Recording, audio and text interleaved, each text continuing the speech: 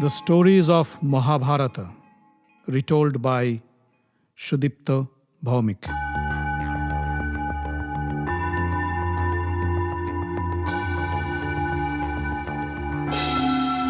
Welcome, dear friends, to another episode of the stories of Mahabharata.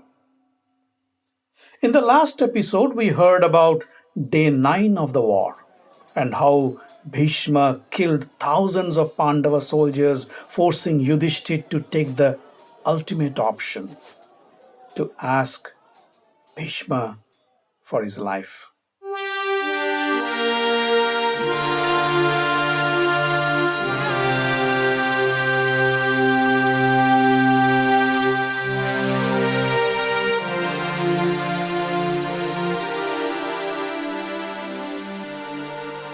When Yudhistir and his brothers entered Bhishma's tent, Bhishma didn't seem to be surprised at all. His greeting sounded like he was expecting them. Come in, my dear grandsons. It always gives me immense pleasure to enjoy your company. Come in, he said.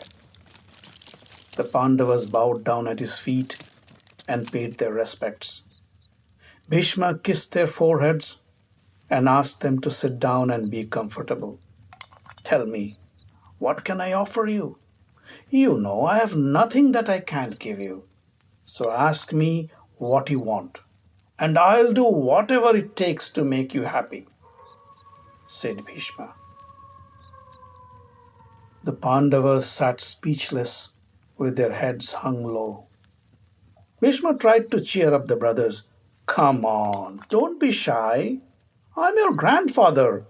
I've never refused to give you anything you asked, and I won't refuse today either. So feel free to ask me anything you desire.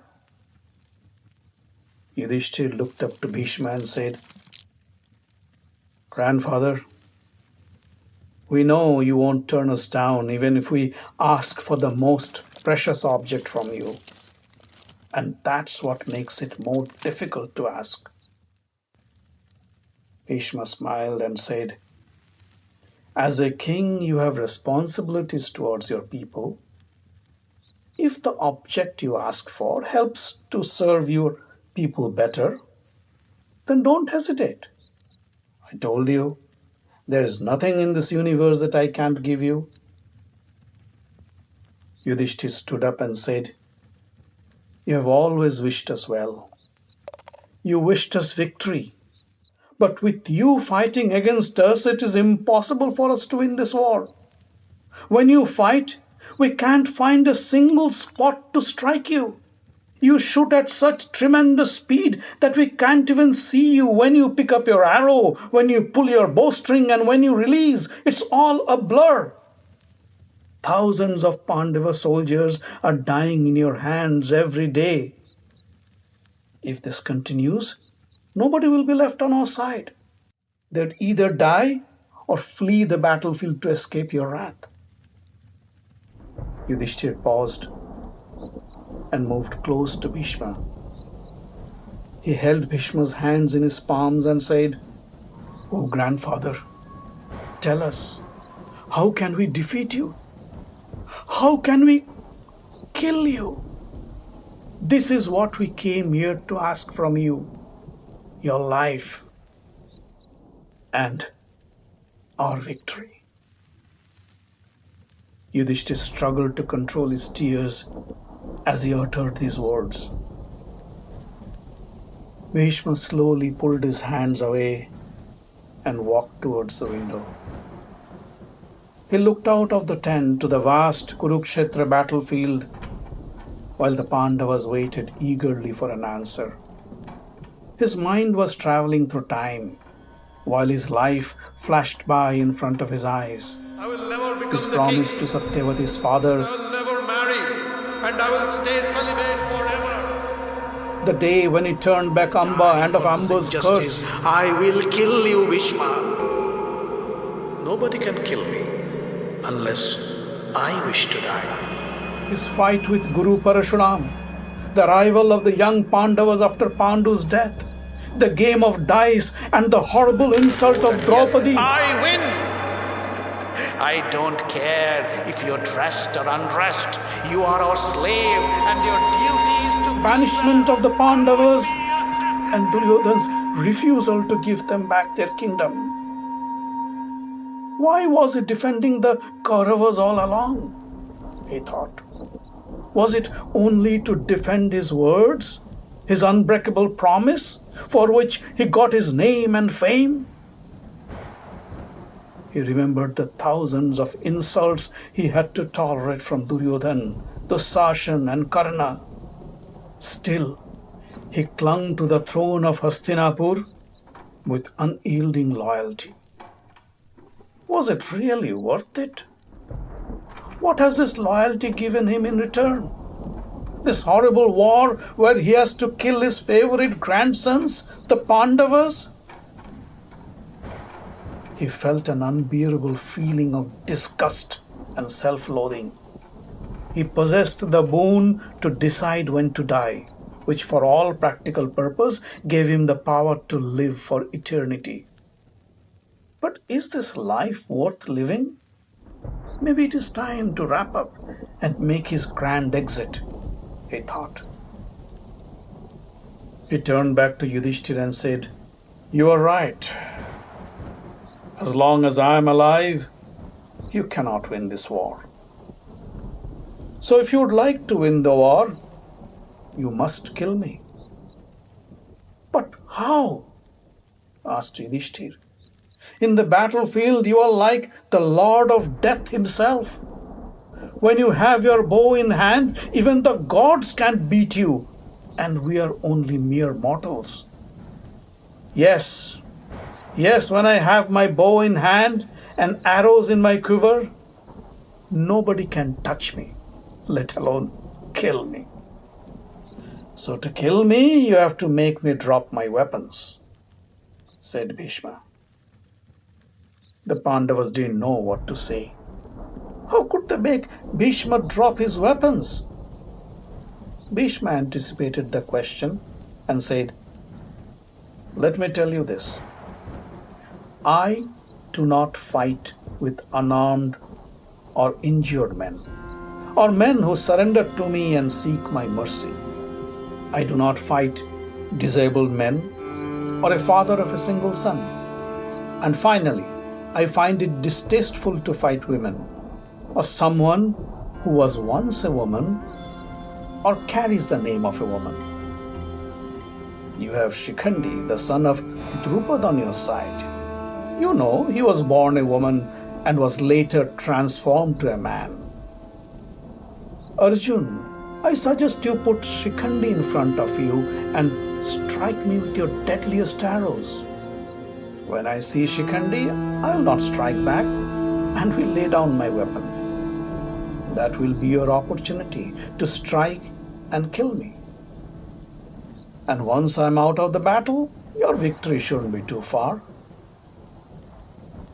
Now go back to your tents and get some rest. You have a big day tomorrow." The Pandavas were dumbfounded to hear Bhishma detail out the strategy for his own death. Tears flowed down their cheeks. One by one, they touched his feet and left the tent with their heads down in shame and sorrow. Back in Yudhishthir's tent, Arjun couldn't stay silent any longer.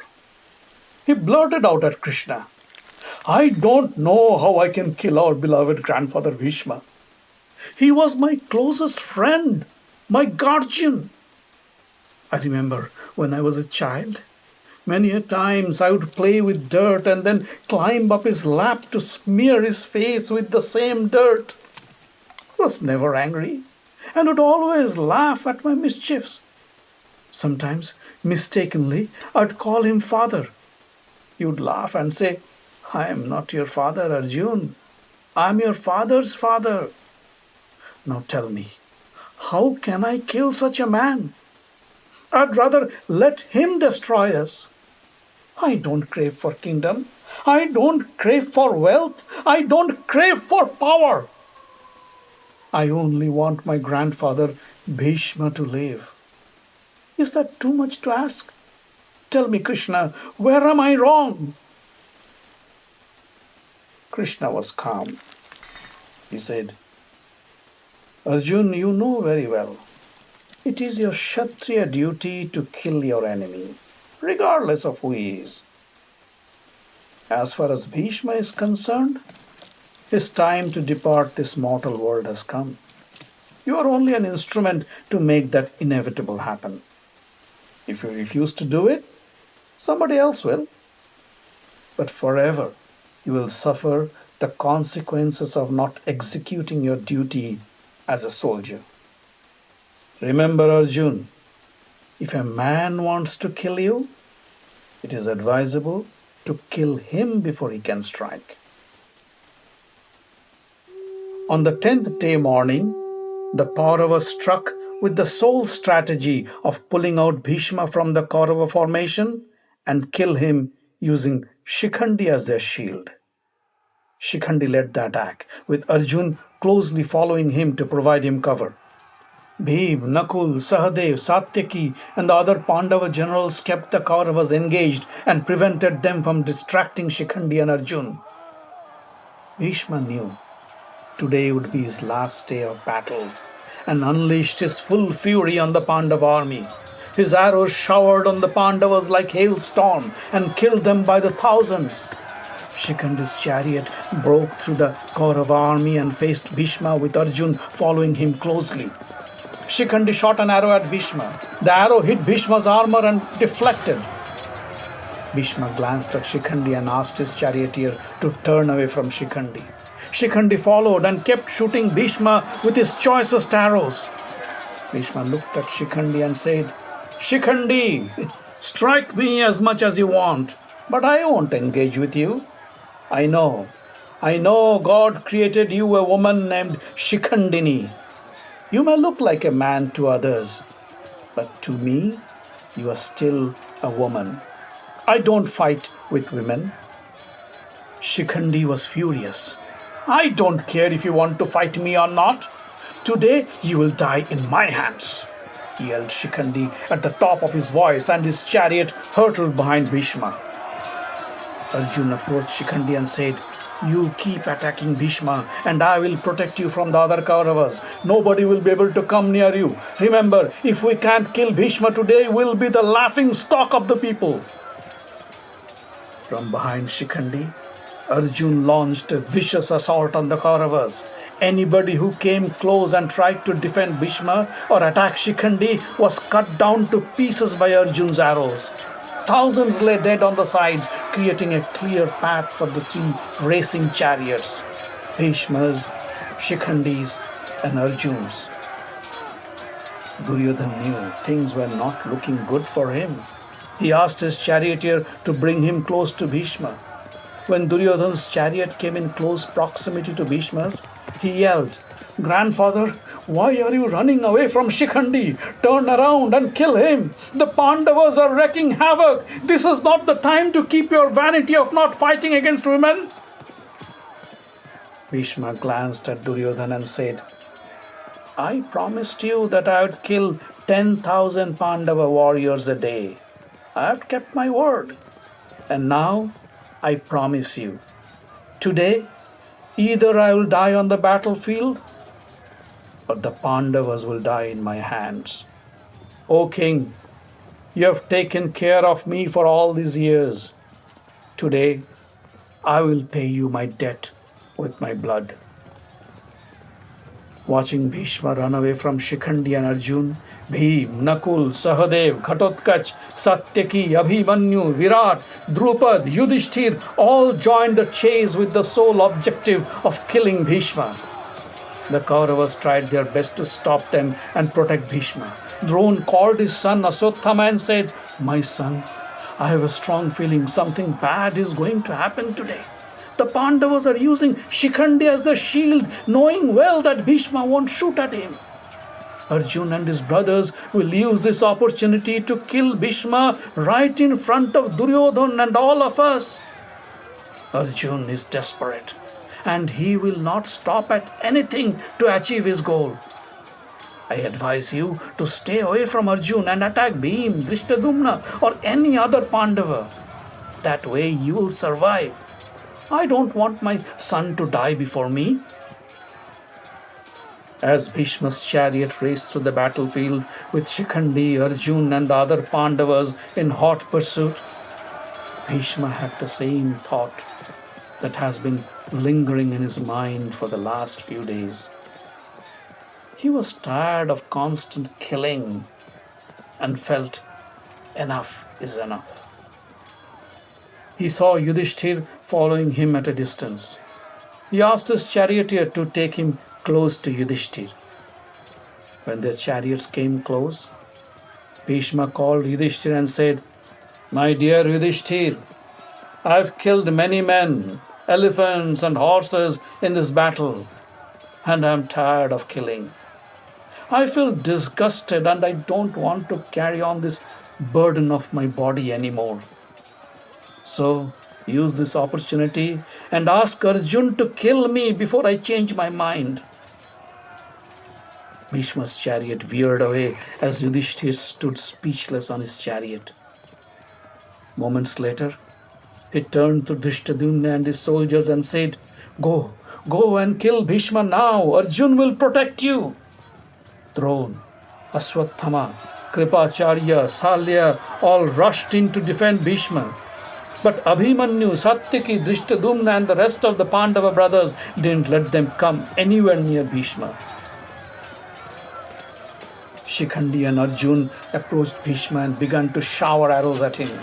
Bhishma laughed and said, "Sikhandi, try as much as you can, but I won't fight you. I know Arjun is hiding behind you, and these deadly arrows that are piercing my armor are from him and not from you. I enjoy fighting my beloved grandson Arjun. You move aside and let him come and fight me." Neither Arjun nor Sikhandi paid any attention to his words. They kept on attacking Bhishma. Bhishma decided, now is the moment to end his battle forever. He asked his charioteer to stop the chariot. Then he stood up and said, "Well then, here I am in front of you. Strike me as much as you want." He put down his bow and his quiver of arrows and looked at Sikhandi. "I don't wish to fight anymore. Bring on all the weapons you have. Make them pierce my armor, my body." Arjun was waiting for this opportunity. From behind Sikhandi, he kept shooting his fiercest arrows at Bhishma. The arrows entered Bhishma's body from the front and stuck out from the back. Soon, every inch of his body was covered with arrows from Arjun and Sikhandi. Bhishma stood there silent and absorbed all the pain without uttering a single word. Just before sunset, Bhishma couldn't stand any longer. He rolled off the chariot and fell to the ground with a loud thud. With the arrows sticking out from his back, Bhishma's body didn't touch the ground. He lay suspended in air on a bed of arrows. The great Bhishma has fallen. As the news spread like wildfire through the battlefield, everybody stopped fighting and converged upon the spot where lay Bhishma. Krishna, Arjun, Yudhistir, Bhim, Nakul, Sahadev, and all the Pandava warriors got off their chariots and knelt before Bhishma. Duryodhan, Kripacharya, Salya all came crying. Drona fainted on his chariot. After recovering, he came to Bhishma and sat down at his feet. Soon, all the Pandava and Kaurava kings assembled around Bhishma. Bhishma was down, but he wasn't dead. He opened his eyes and with a faint voice he said, "I am pleased that you have come to see me. But I can't see you. My head is hanging in this uncomfortable position.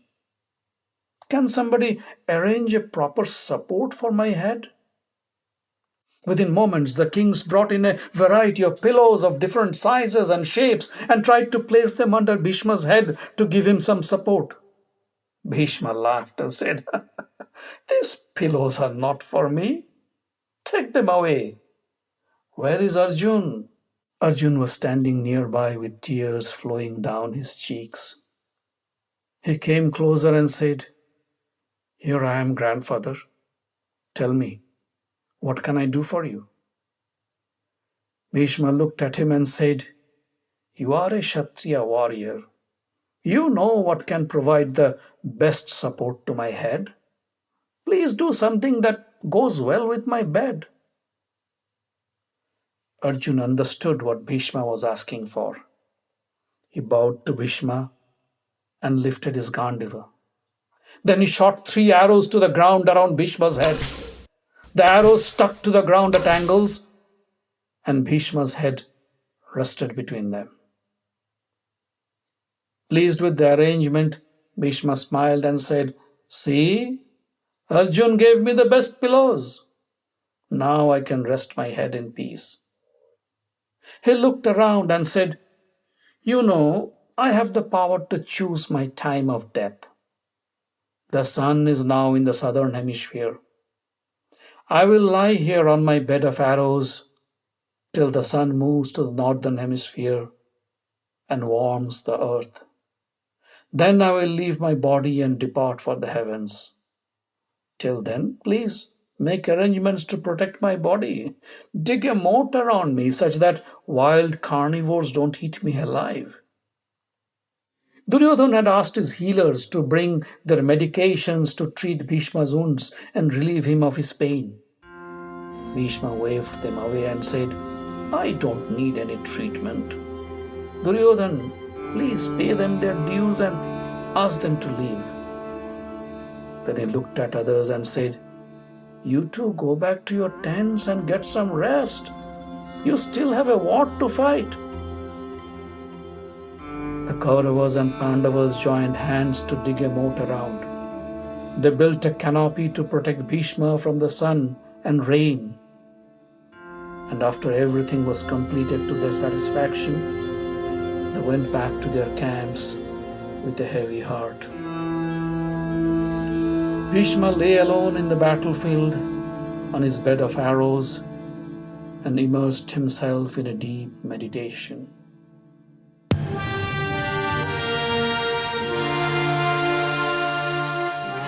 The Stories of Mahabharata is written, directed, and told by Sudipta Bhawmik. Post-production by Omkar Bhawmik, Debjit Das, and Avi Ziv.